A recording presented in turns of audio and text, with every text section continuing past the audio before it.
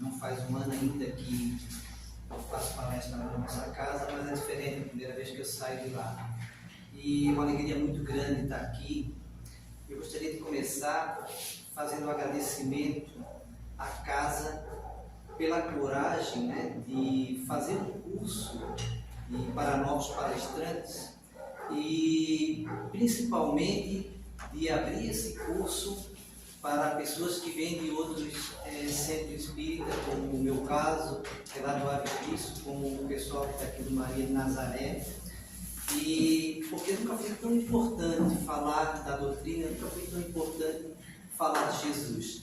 Agradecer em nome do Cleber aqui, que a gente já se conhece há muito tempo, a oportunidade que a casa está dando. Agradecer ao Nazareno, que pacientemente nesses 30 dias dirigiu o curso e foi muito legal. O Nazareno, nosso show, muito bom. E agradecer os colegas que participaram e dizer que todos que fizeram o curso, que continuem falando de Jesus, que aceitem propostas, que façam palestras, que façam falações, porque é muito importante.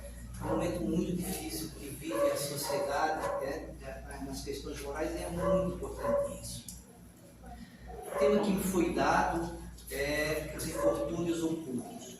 Esse tema está no capítulo 13 do Evangelho segundo o Espiritismo, que não veja a sua mão esquerda e dá a sua mão direita. Isso foram palavras proferidas por Jesus. Acontece, assusta. Isso é bom para relaxar, para descontrair.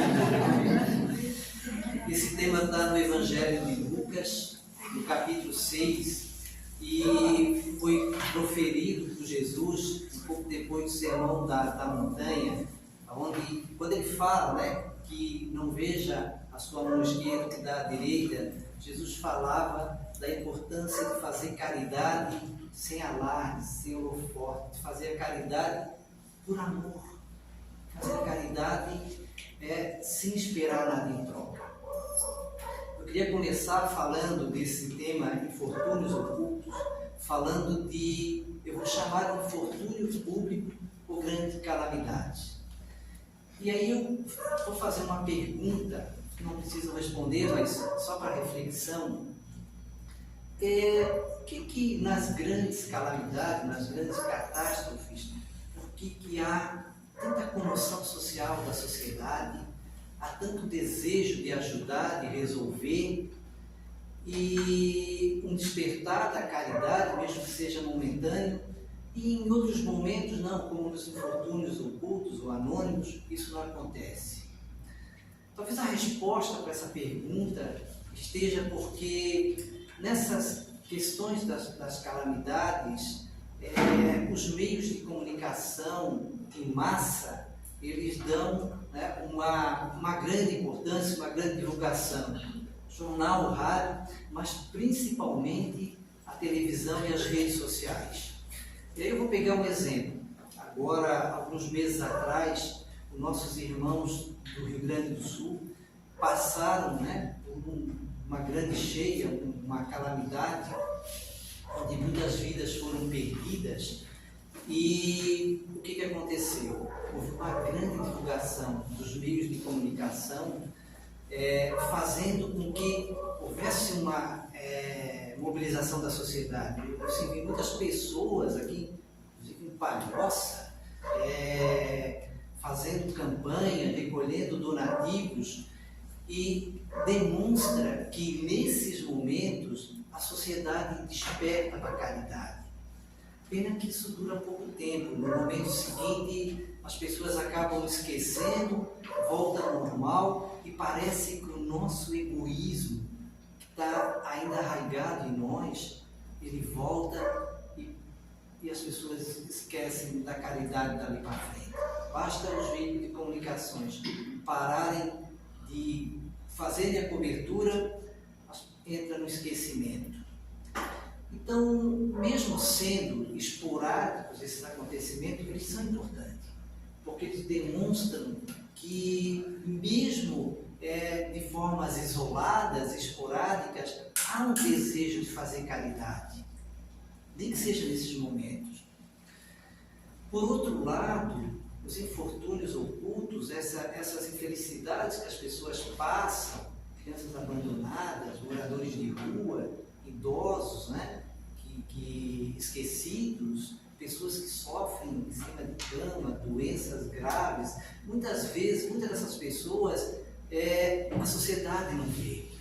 Os meios de comunicações não cobrem essas infelicidades, e só a caridade verdadeira descobre e ajuda nessas situações. Então, esses são infortúnios.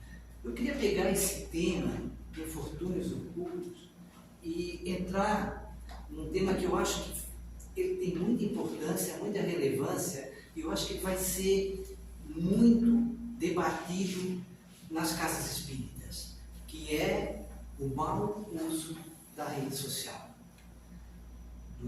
dos infortúnios ocultos que acontecem na rede social pelo mau uso.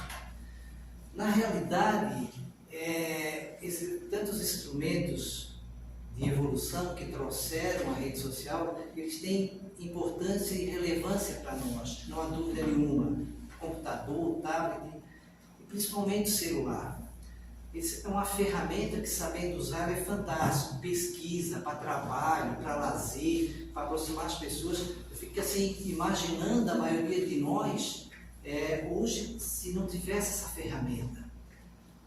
Fazendo bom uso, não há dúvida nenhuma que ele é extraordinário. O problema é que a grande maioria das pessoas não sabe usar. E isso está sendo talvez um dos maiores infortúnios que a gente está enfrentando hoje, e nós precisamos fazer esse debate, nós precisamos fazer essas reflexões.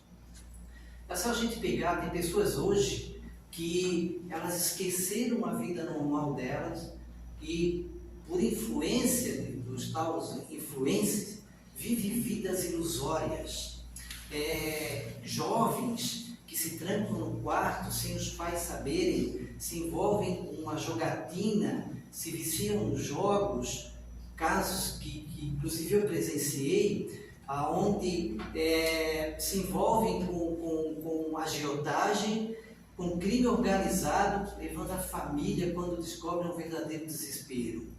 Sites onde jovens e crianças são atraídos e incentivados ao suicídio coletivo. Aí a gente entra pedofilia, bullying, violência da mais diversa, fanatismo. E aí eu lembro que tempos atrás eu lia sobre isso, que nos anos 70 os amigos espirituais já avisavam para o Chico Xavier que no terceiro milênio, que começou no ano de 2001, as pessoas andariam aos montes, aos milhares pelas ruas, desnorteadas, vazias e dementadas. Foi o termo que me chamou a atenção. Dementadas. As pessoas andariam parecendo dementes. E é isso que a gente tem visto hoje na sociedade. Pessoas vazias, sem rumo, sem esperança. Nunca foi tão importante falar da doutrina, falar do Evangelho, falar de Jesus. Nunca foi tão importante. Emmanuel, mentor do Chico Xavier, todos aqui já ouviram falar, ele dizia que a maior caridade que nós podemos fazer para a doutrina espírita é a sua divulgação. Então vamos divulgar a doutrina. Vamos falar de esperança, vamos falar de amor. Madre Teresa de Calcutá dizia que a maior fome no mundo não é de alimentos. A maior fome no mundo não é de comida. A maior fome no mundo é de amor. E é isso que falta. E ao trazer esse debate, eu queria perguntar o que nós podemos fazer?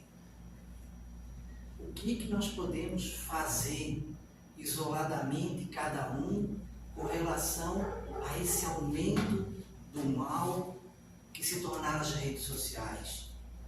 Não sei, talvez cada um postando alguma coisa falando de paz, falando de amor, falando da doutrina? O que podemos fazer coletivamente nas casas espíritas? Talvez postando mais doutrinas, palestras. Tem muita coisa boa na internet que a gente faz a pesquisa, mas quanto mais a gente postar, maior é a chance de a gente ajudar. Pode fazer a diferença entre uma pessoa viver ou não. Pode fazer a diferença entre lendo algo que dê esperança, pode fazer a diferença entre uma pessoa cometer o suicídio ou não. E isso é salvar vidas. Isso faz a diferença. Eu lembro, até eu falava para o Nazareno que eu assisti uma entrevista do Marcel Sotomayor. Acho que não sei se todos aqui conhecem, mas Marcel Sotomayor, ele é o biógrafo, foi o biógrafo do livro As Vidas de Chico Xavier, que depois virou filme. E ele conta que quando ele chegou em Uberaba pela primeira vez para falar com o Chico, ele era ateu e não acreditava em nada. E durante o período da biografia, a transformação com ele foi tão grande que hoje ele é um cara que acredita. Ele é espírita, se diz espírita, apesar assim de não assumir publicamente, porque a gente sabe que quando diz que é espírita, a gente sabe que a cobrança é maior. E ele contando que no lançamento do livro, lá em Brasília, no lançamento do livro, ele chegou lá e tinha apenas 2 pessoas, 2 mulheres assistindo a palestra. E isso é muito importante para nós que vamos falar da doutrina, não nos assustarmos com isso. Quando a gente for em algum lugar e tiver pouca gente assistindo, se não tiver ninguém, façamos a palestra de qualquer jeito, porque de uma forma ou de outra vai ter sempre alguém assistindo. E ele contou a narrativa dele, a transformação que aconteceu com ele. Quando terminou a palestra, uma das moças, 2 pessoas que estavam assistindo, uma das moças veio falar com ele e disse assim, eu saí de Taguatinga, 2 horas de ônibus e vim assistir a sua palestra. Eu estava pensando em cometer suicídio. Depois de assistir a sua palestra, eu mudei de ideia e eu resolvi viver, dar uma chance para mim mesmo. Faz uma diferença enorme, muito grande, quando a gente fala da doutrina, fala de Jesus. Eu queria concluir, já nos finalmente, perguntar para vocês. Todos aqui já assistiram o filme Nosso Lar 2? Não sei se todos aqui já assistiram. Quem não assistiu, assista, pessoal, porque é muito importante. A gente já foi um número grande, mais de 500 mil pessoas já assistiram, mas quanto mais pessoas assistirem, mais a gente prova para a indústria cinematográfica que fazer filmes espírita tem público. Isso faz a diferença. Eu não vou dar um spoiler aqui do filme, mas eu vou tirar um trechinho que me chamou a atenção, que me chamou a minha atenção e da minha esposa que está aqui e estava comigo. Foi a parte em que o mensageiro Aniceto, ele diz assim, vocês espíritas são os trabalhadores da última hora. Vocês espíritas são todos mensageiros. Se um fracassar, o outro cumpre a missão. Que não sejamos nós que fracassemos. Nós estamos recebendo uma nova chance. Nós já viemos em outras vidas e fracassamos. E nós não podemos fazer isso de novo. Então que sejamos todos nós os mensageiros de Cristo, o mensageiro da doutrina. Que Jesus ilumine a todos.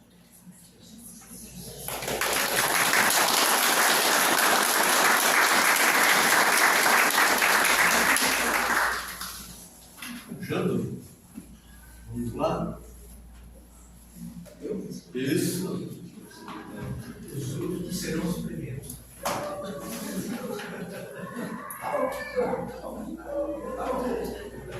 Não está preparado para ser o último, mas a direção da casa se pede, assim vamos.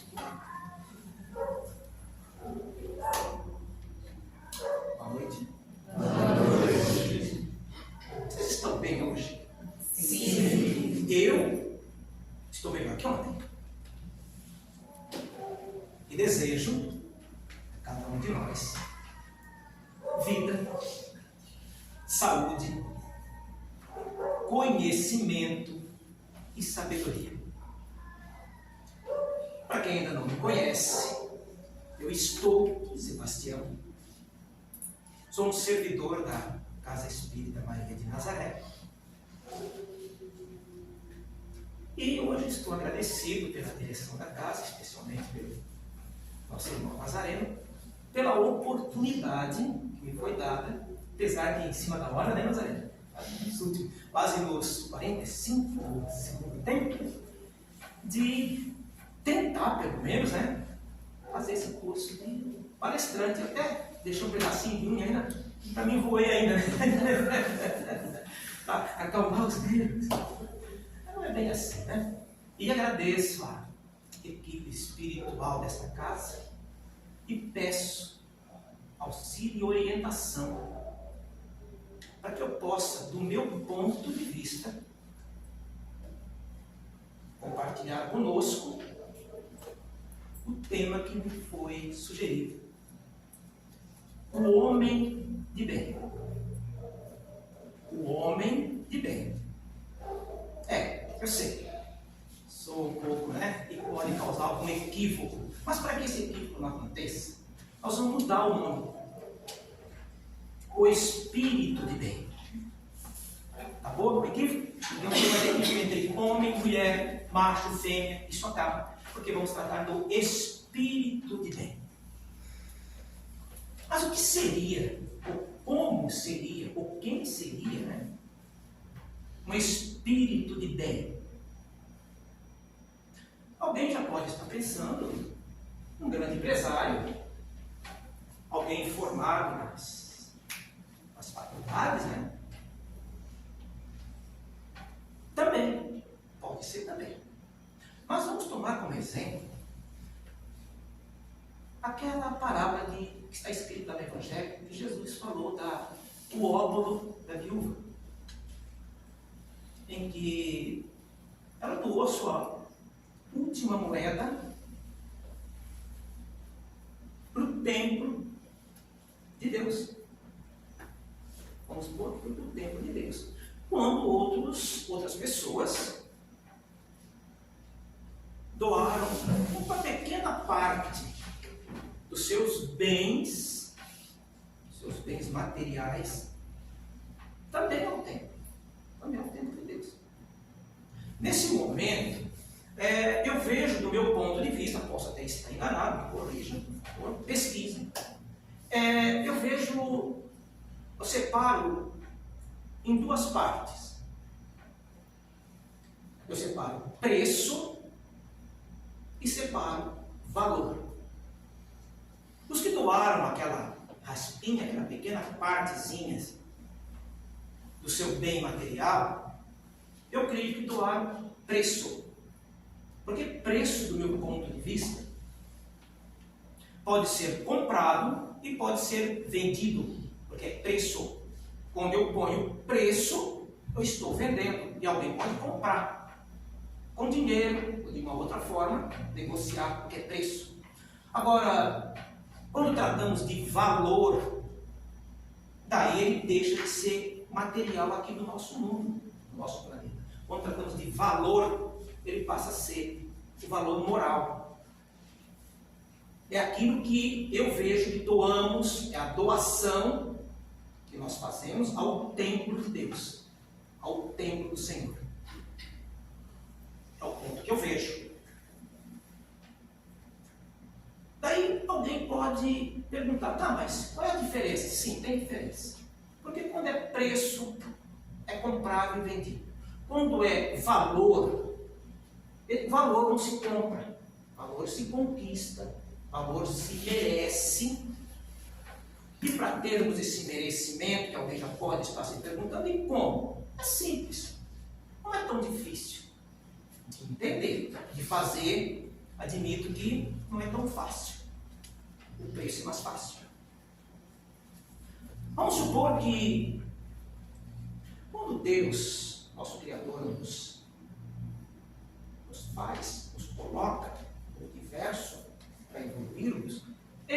dá um talento. Como na parábola dos talentos. Ele nos dá um talento.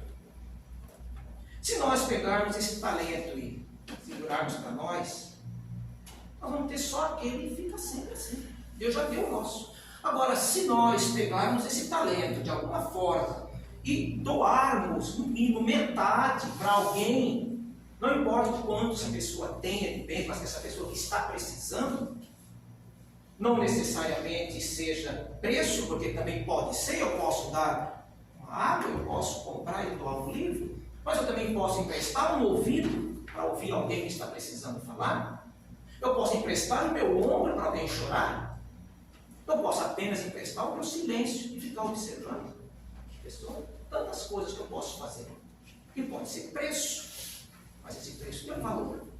Quando eu faço isso, Deus que me ouve em silêncio, que eu não preciso fazer nenhum alarde, Ele me recompensa. Se eu doei metade de um talento, logo Deus vai me dar mais um talento. E assim que eu vou doando de coração, que eu faço uma doação, automaticamente Deus, Ele vai me dando mais confiança. E dessa forma, eu me transformo em um espírito de bem. Porque Jesus disse, o que de graças recebei, de graças doai. Nada contra os bens materiais. Eles são necessários para mantermos o corpo material. Afinal, nós estamos em um mundo, em um planeta que é necessário manter o corpo orgânico. Isso é necessário. Nós precisamos também dos bens materiais. Mas desde que esse bem material ele seja passado de um para o outro, que eu possa vender, que eu possa comprar, principalmente quem vende, de uma maneira honrada, de uma maneira honesta, que hoje eu lamento dizer, do meu ponto de vista, que eu creio que em torno de 80% de nós, quando vendemos algo, nós tiramos uma raspinha que não havia necessidade, e por isso somos devedores. O universo é dotado de um sistema financeiro perfeito. Sempre que tomamos algo emprestado, nós vamos ter que pagar. Quanto mais rápido, menor é o juro. Porque nós vamos sempre ter que pagar com juros. Então, olhando desta forma, não é tão difícil de nós caminharmos no caminho de sermos espíritos de bem. Vamos ver, como disse Jesus, dê a César o que é de César e dê a Deus o que é de Deus. Vamos construir valores, méritos, valores morais. E isso é que nos transforma em espírito de bem. É que vai encher o nosso coração de algo bom. Eu até vou contar uma historinha para relaxar um pouco. Deixa eu beber uma aguinha.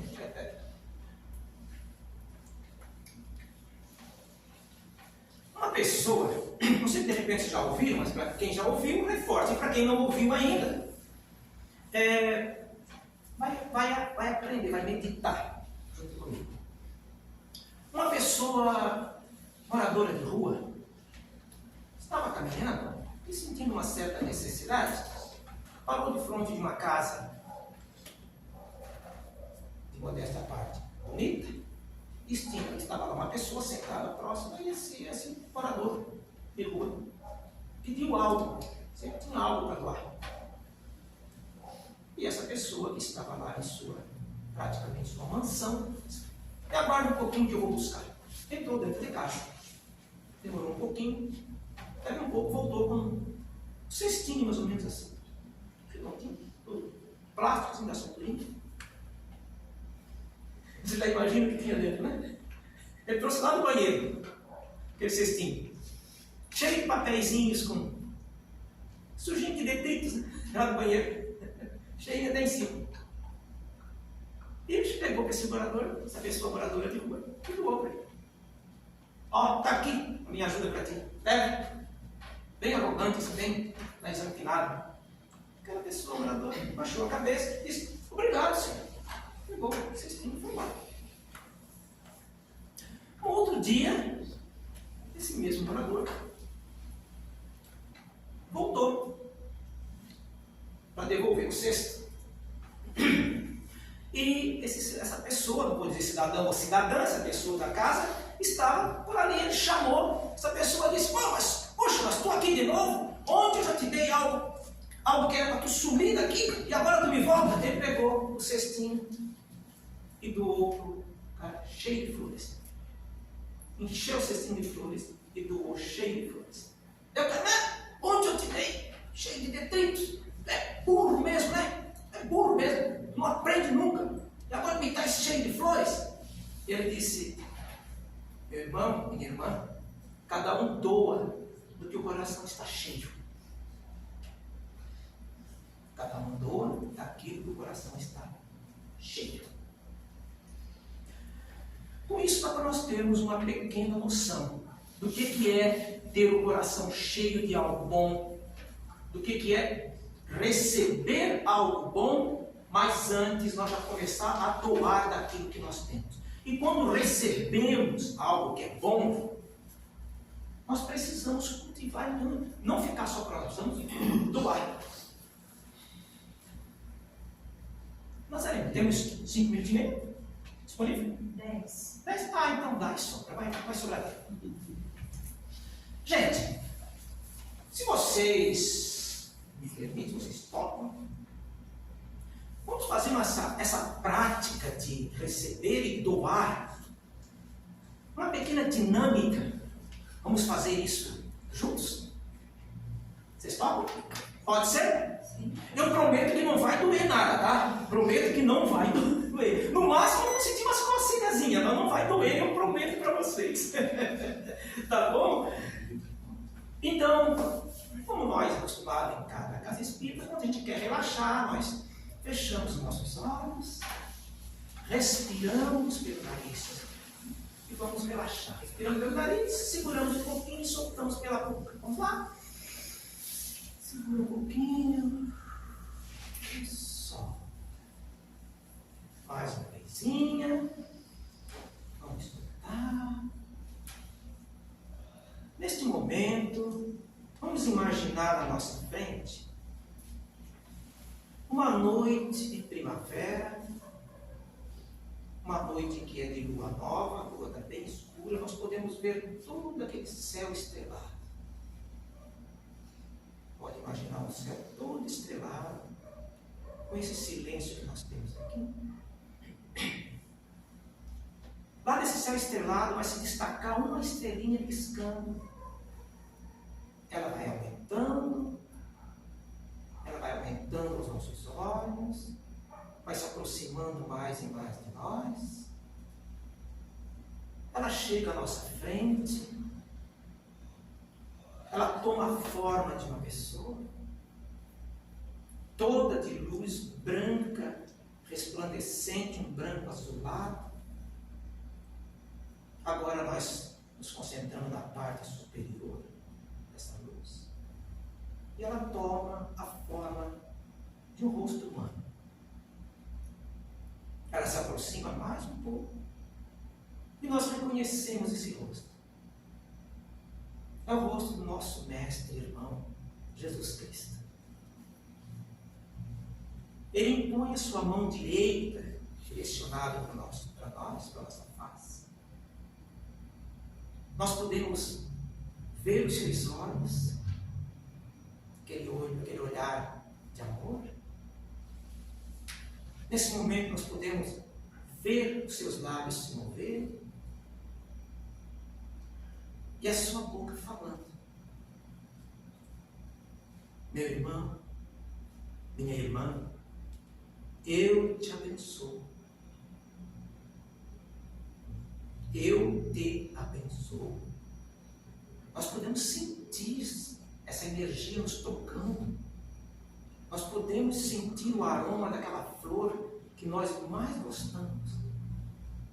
Podemos até sentir o sabor daquela fruta que nós mais gostamos, a sua doçura, seu sabor. Uma brisa leve nos tocando, nos energizando, nos deixando uma temperatura agradável. E Jesus se aproxima mais de nós, de modo que nós podemos até estremecer a ver essa imagem desse irmão tão próximo de nós. E nesse momento, ele estende os braços para nós e nos abraça. E quando ele nos abraça, nós sentimos ele tocar. Nós podemos sentir ele tocar no nosso peito, peito a peito, e desprender uma energia que nós nunca sentimos antes. Algo muito bom, algo muito revigorante. E ele, bem próximo do nosso ouvido, ele fala: meu irmão, minha irmã, eu te amo. Eu te amo. E nós, sentindo essa energia, literalmente estremecemos. Respiramos fundo. E nesse momento Jesus vai soltando os seus braços, vai se afastando gradativamente, deixando essa energia gostosa, deixando nós carregados dessa energia. Ele vai se afastando e vai se afastando, e aquele pontinho de luz vai para lá para o infinito, e aquela estrelinha pequenininha fica piscando lá. Podemos agora abrir nossos olhos, voltar à realidade. Todo mundo voltou à realidade? Voltou todo mundo? Estava gostoso, mas voltou todo mundo? Foi gostoso? Foi bom? Ótimo, né? Agora vamos colocar em prática. Por favor, vamos ficar em pé. Vamos levantar em pé, por favor. Vamos levantar em pé. O que Jesus fez para nós, agora vamos virar para o irmão ou para a irmã que está do nosso lado. Vamos estender a nossa mão em direção ao rosto da pessoa e dizer: meu irmão, minha irmã, eu te abençoo. Vamos lá, irmão.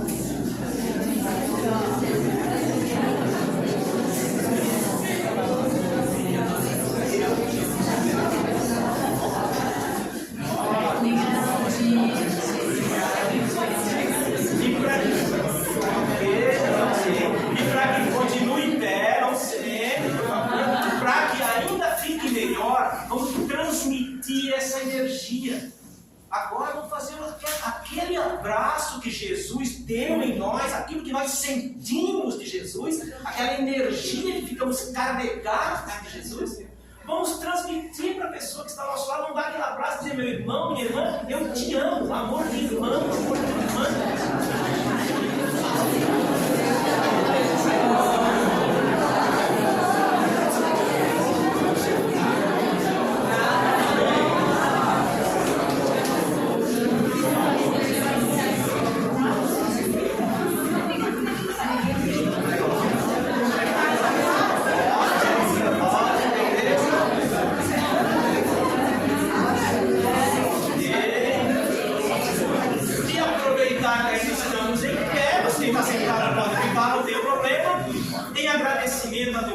Desse mestre, nosso irmão Jesus.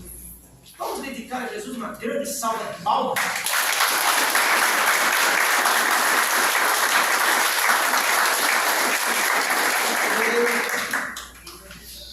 E assim, nesse clima, eu desejo a todos nós vida, saúde, conhecimento e sabedoria. Uma boa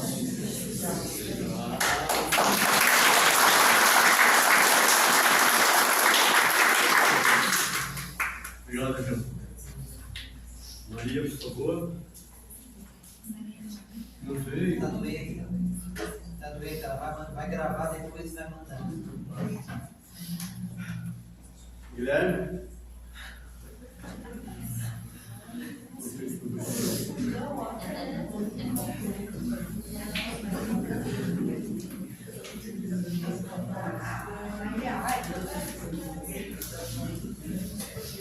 Então, motivação, porque já deu uma relaxada. Né? Terceiro curso, né? Quinto.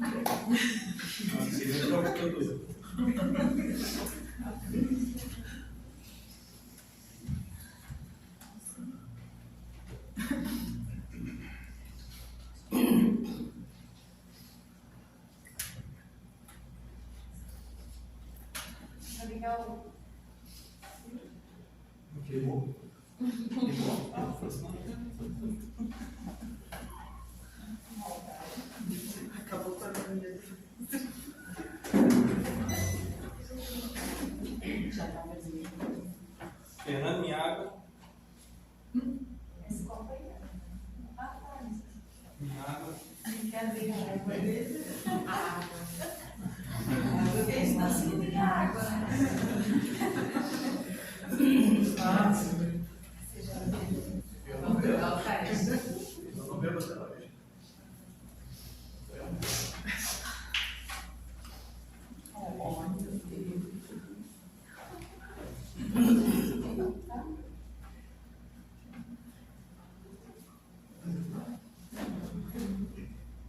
Nossa, tem que apagar essa luz aí.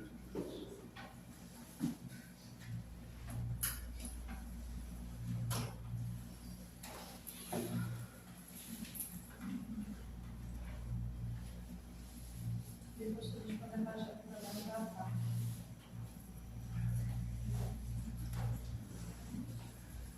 Só que eu queria um clima intensivo. Se ficar nessa pessoa, eu não faço.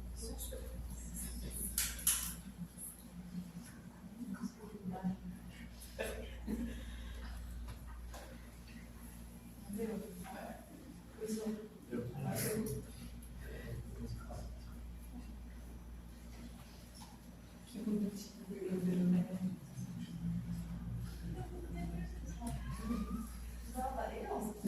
Oi? Eu usava aparelho. Eu não ia falar. Quanto vai poder fazer sem vai? Esse é o desafio. Até a Bárbara faz. Não. Vai correr não. Vai correr não.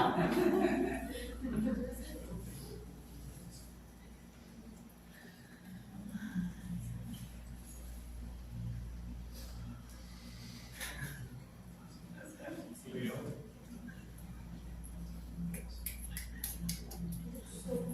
Qualquer coisa nós estamos puxando vestido.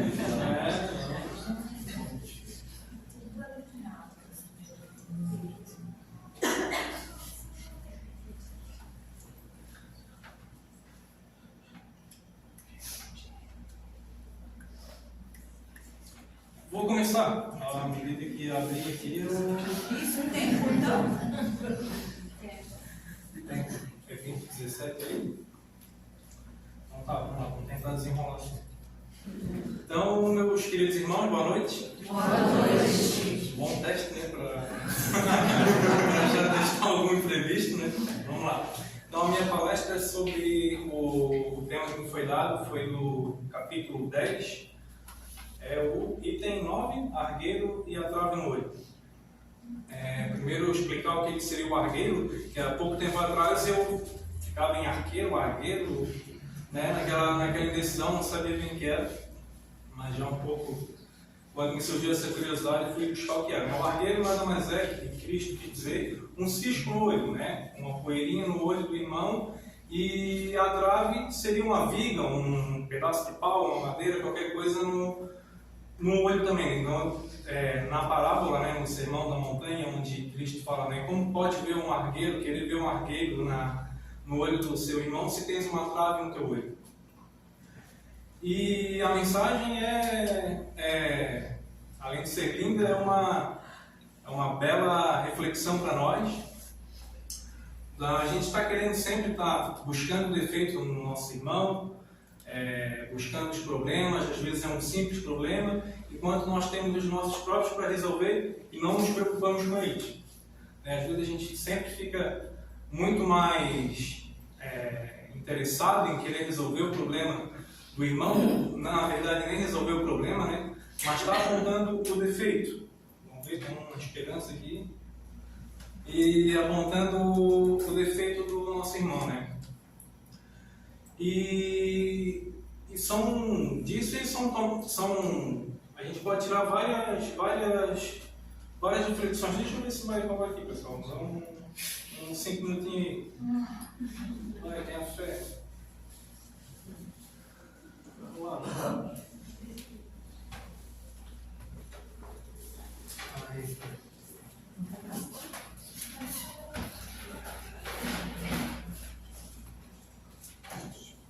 Então, vamos lá. O arqueiro e a trave. Para quem não conhece o Guilherme, né? Acho que a maioria do pessoal aqui não conhece bem. Então, o significado da frase a gente já comentou o que é isso. E aqui está em Mateus 7, capítulo 7, 3 a 5, né? Como é que vedes um arqueiro no olho do vosso irmão, quando não vedes uma trave em vosso olho? Né? Então, o significado é justamente esse, né? Como eu estava mencionando. É da gente estar querendo sempre apontar, procurar o defeito no nosso irmão, e sendo que nós temos os nossos próprios defeitos para resolver, muito mais importante do que aquele do nosso irmão, e às vezes aquele que a gente está apontando no nosso irmão, muitas vezes é algo que também a gente tem que resolver. E a gente está sempre, né, a qualquer ponto, exemplos não nos faltam, né, no trabalho, no trânsito, de estar apontando, né, o cara foi lá no trânsito, deu uma comidinha lá na fila, e a gente já está, o cara lá já, idiota lá, querendo passar a vez de todo mundo. Daqui a pouco a gente tem a oportunidade também de repente estar indo lá na frente, daqui a pouco a gente vê, né? Então a gente tem que estar se cobrando também disso. Então aqui uma ilustração, né? Do cisquinho no olho, e às vezes a gente está com aquela grande trava nos nossos olhos.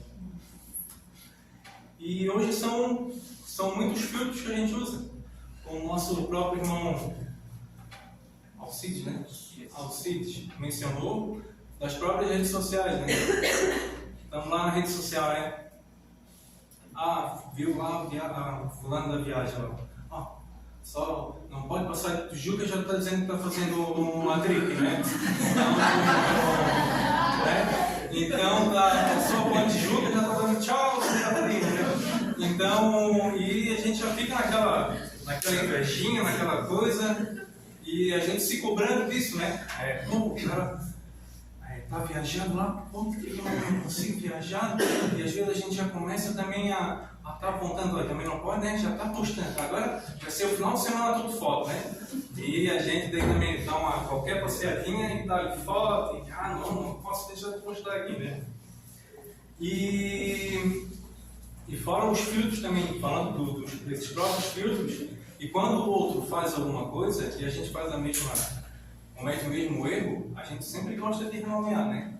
Se eu fui lá e falei alguma coisa para um irmão, que de repente algum defeito, alguma coisa, né? Estou só falando a verdade, né?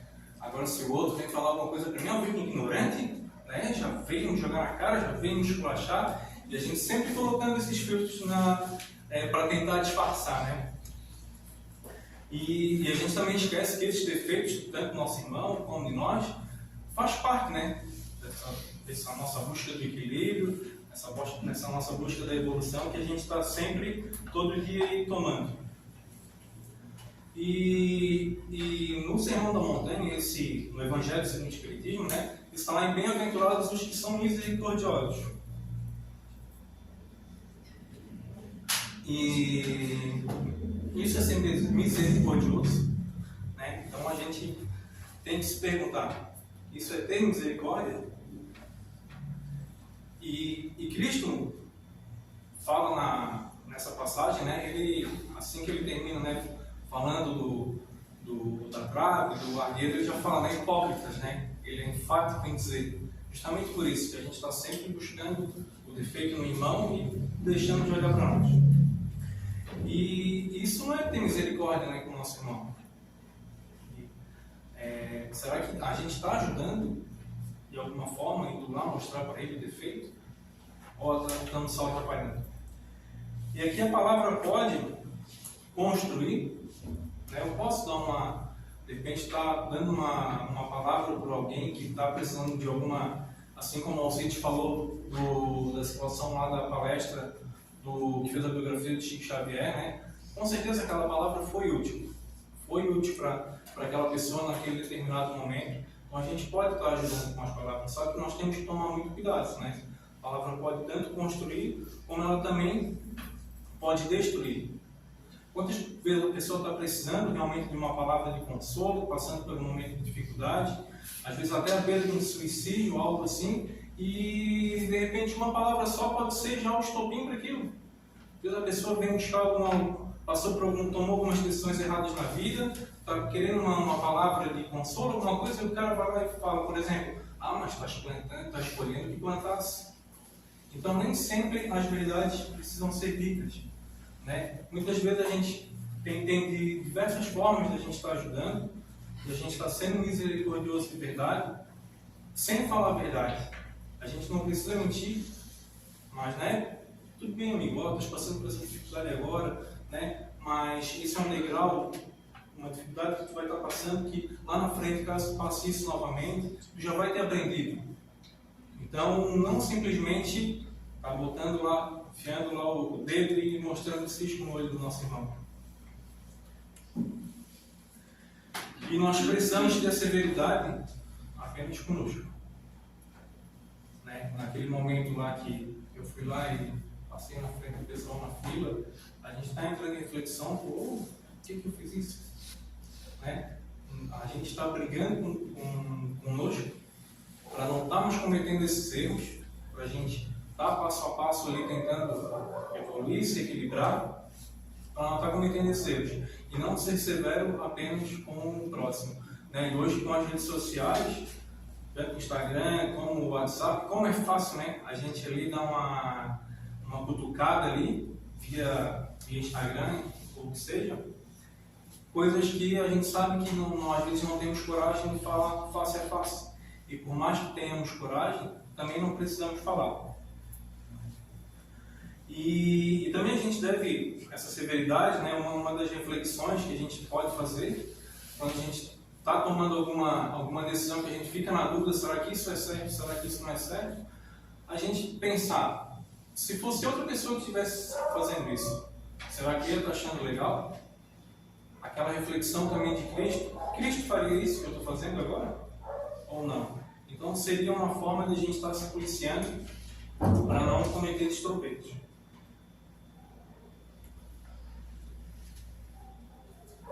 E aqui ninguém pode dar o que não tem. Então, como às vezes eu vou estar querendo cobrar de alguém ou mostrar para alguém um erro, se nem eu conseguir superar, eu consigo superar isso, né? Um exemplo bem interessante seria com os próprios pais, com os filhos. Às vezes eu não quero que meu filho mexa no telefone, na internet, não fique muito tempo na frente das telas, mas eu não saio dela. Então, que exemplo que eu vou estar dando para o meu filho, se nem eu, né, como que eu quero corrigir ele, corrigir algum defeito dele, se nem eu consigo superar aquilo? Então, realmente, ninguém pode dar o que não tem. Por exemplo, eu não quero ainda no foco dos filhos, né, questão, por exemplo, tanto de mentira, né, eu não quero que meu filho minta para mim, mas ele, em qualquer conversa ali que eu estou tendo com algum adulto, alguém, já estou dando o famoso miguezinho ali, então, ele está falando para eu não mentir, e ele mesmo está mentindo. Alguém convida ele para algum local, vai falar a verdade, simplesmente não quer ir, não, já está inventando uma desculpa. Então a gente também se policiar nisso, né? E aqui, já se encaminhando, eram 20 ou 15? 17. Pode ir até 36. 37 por causa do computador.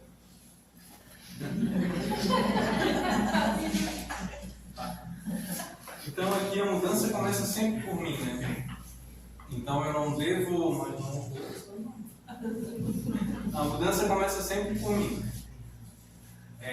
Antes de eu estar apontando qualquer defeito, qualquer problema no irmão, eu estar realmente olhando para o meu lado, ver se eu não estou com nenhuma trave no olho ainda, para realmente eu estar servindo como exemplo.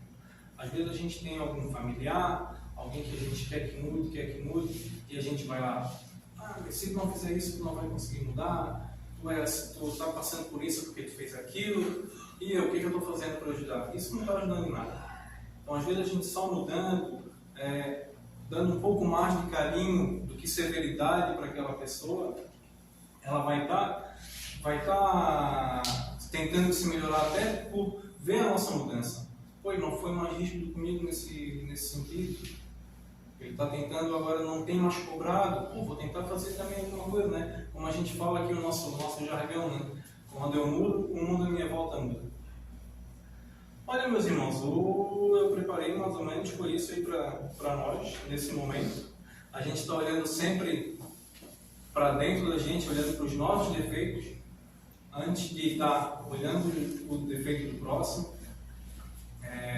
Sempre buscar como exemplo, a gente ser o exemplo. O exemplo realmente arrasta e não simplesmente os comentários, os apontamentos. E é isso. Posso ficar por aqui? Obrigado, meu irmão. Boa noite.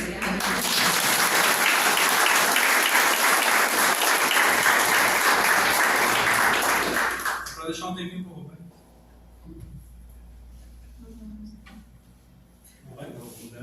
No próximo.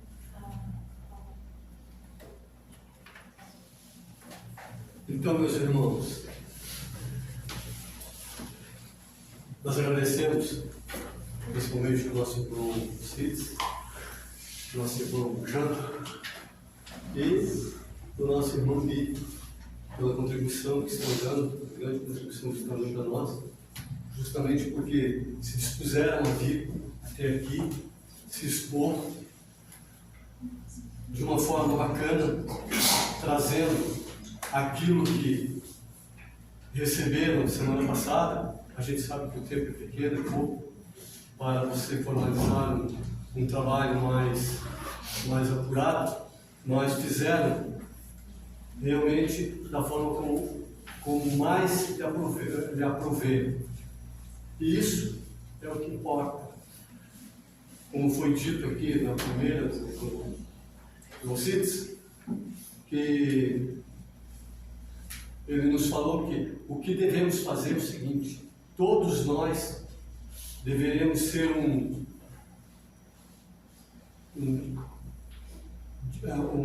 transmissor da doutrina, com amor, com simplicidade, sem muita firula, porque aí então a gente não está, no caso, trazendo ou se utilizando dessa doutrina, no caso, para ajudar a quem quer que seja. A gente está tentando mostrar algo que a gente ainda talvez não tenha condição de fazer. Então agradecemos a esses amigos, a esses irmãos que se dispuseram a vir aqui, que se dispuseram a fazer esse curso. Espero que ele sirva realmente não só como para ajuda das suas casas, mas que sirva também de plataforma para que outros tomem essa decisão de fazer. Começa-se dessa maneira. É algo bastante simples, mas não adianta a gente querer fazer algo mais